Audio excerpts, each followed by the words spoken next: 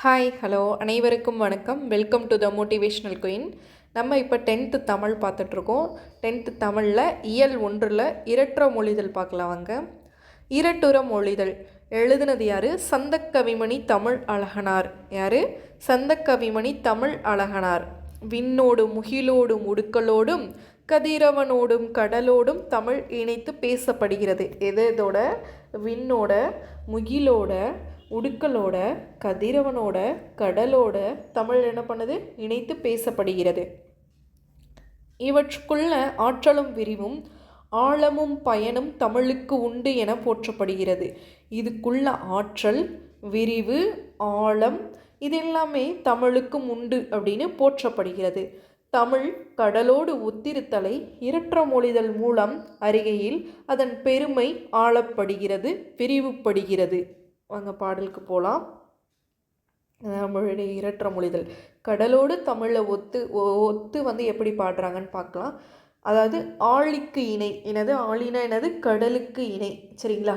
முத்தமிழ் துய்ப்பதால் முச்சங்கம் கண்டதால், முத்தமிழ் துய்ப்பதால் முச்சங்கம் கண்டதால் மெத்த வணிகளமும் மேவலால் நித்தம் அணை கிடந்தே சங்கத்தவர் காக்க ஆழிக்கு இணை கிடந்ததே தமிழ் ஈண்டு.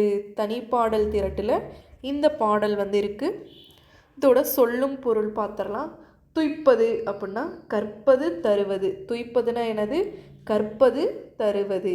மேவலால் இது ரொம்ப முக்கியம். மேவலால் அப்படின்னா என்னது? பொருந்துதலால், பெறுதலால்.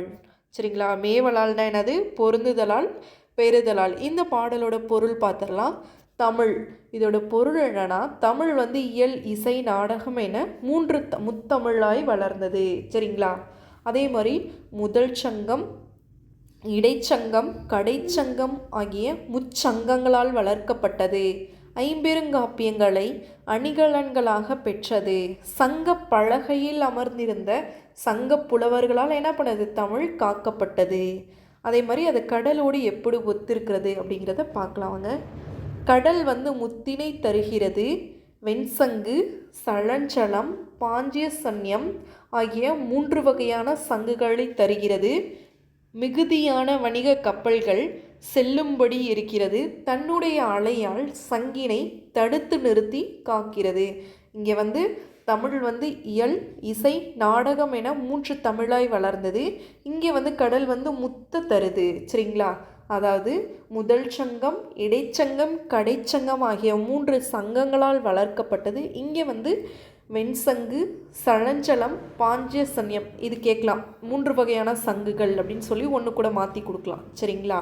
அடுத்ததான் ஐம்பெரும் காப்பியங்களை அணிகலன்களாக பெற்றது. இங்கே எப்படி இருக்குன்னா, மிகுதியான வணிக கப்பல்களை செல்லும்படி வச்சிருக்கு, செல்லும்படி இருக்குது.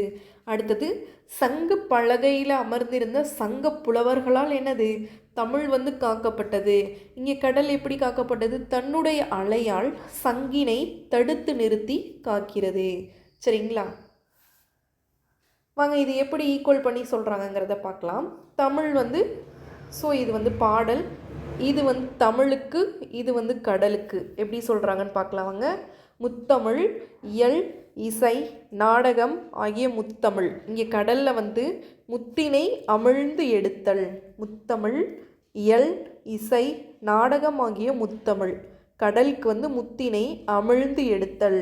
முச்சங்கம் முதல் சங்கம், இடைச்சங்கம், கடைச்சங்கம் ஆகிய முச்சங்கம். கடலுக்கு 3 வகையான சங்குகள் தருதல். சரிங்களா?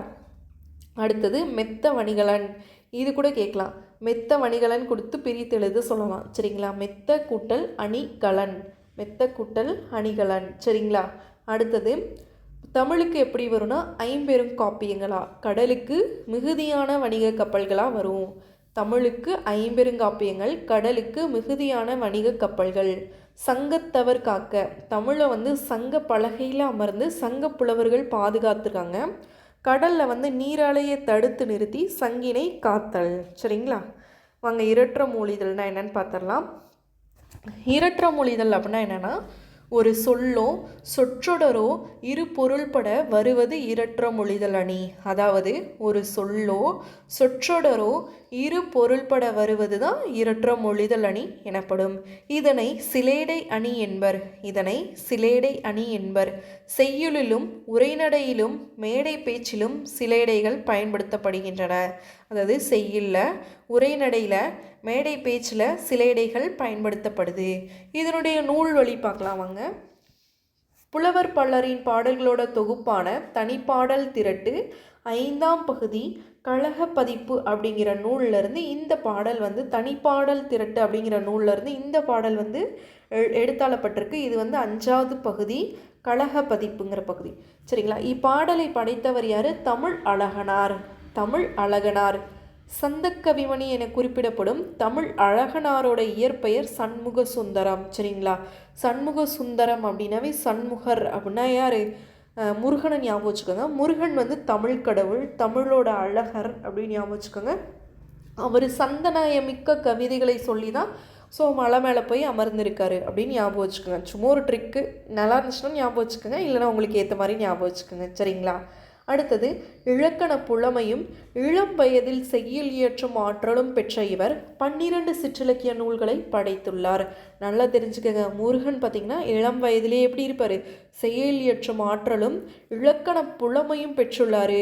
அவருக்கு வந்து ஆறுமுகனா, அதான் 6x2 12 சிற்றிலக்கிய நூல்களை படைச்சிருக்காரு. சரிங்களா?